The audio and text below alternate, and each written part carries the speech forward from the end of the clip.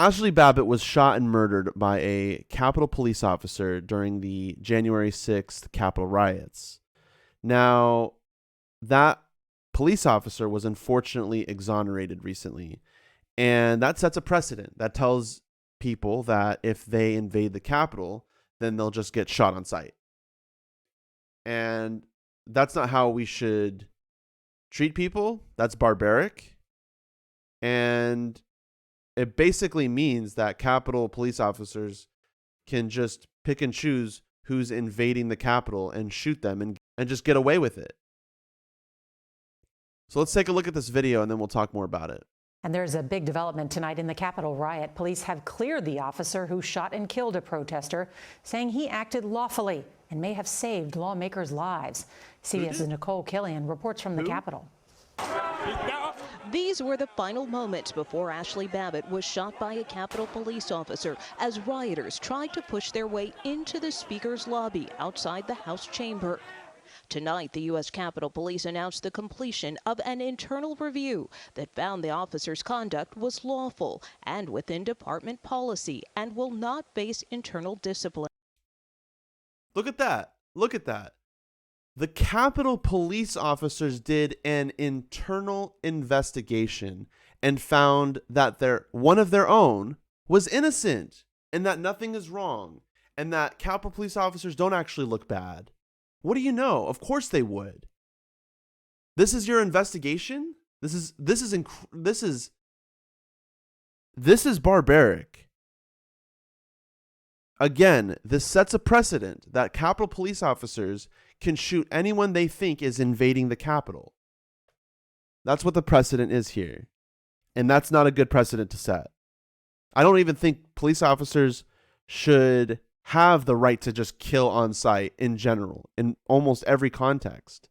The video speaks for itself. Here's Tim Ryan. We were all there that day. Ohio Democrat Tim Ryan chairs a subcommittee that oversees Capitol Police. Most Americans understand what happened that day. Most Americans think that what was done was appropriate and lawful. And most Americans think that what was done was appropriate and lawful.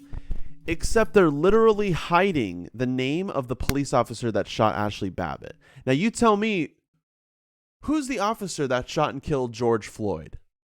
You can get that one, but you can't get this one. Yet Tim Ryan wants you to believe that most people think that the police officer should be exonerated and that this was the right thing to do. Tim Ryan's clearly lying. He's lying to you. He's lying to you. That's a lie. And he knows that, but he has to say this because he's in charge of the Capitol Police, right? And so he's responsible for making them look good in this whole unfortunate scenario. And now we can begin moving on. The death of the 35-year-old Air Force veteran and QAnon supporter has sparked outrage among many conservatives. So, of course, they have to call Ashli Babbitt a QAnon supporter, as, you know, just to throw her under the bus, as though, like, oh, look at this crazy QAnon supporter, right? Like, why is that relevant to the story? Why is that relevant to the story? Including former President Trump. The person that shot Ashli Babbitt, boom, right through the head, just boom. There was no reason for that. He's completely right. He's completely right. There's no reason to just boom, right through the head.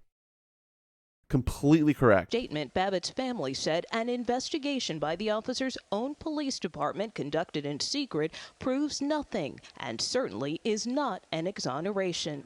Of course it's not. Of course it's not. That's not an exoneration.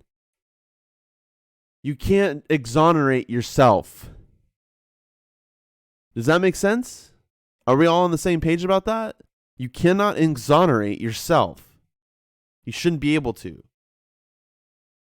There needs to be a third-party investigation, and justice needs to be served. Ashli Babbitt was murdered. She was murdered. She should not have died. Full stop.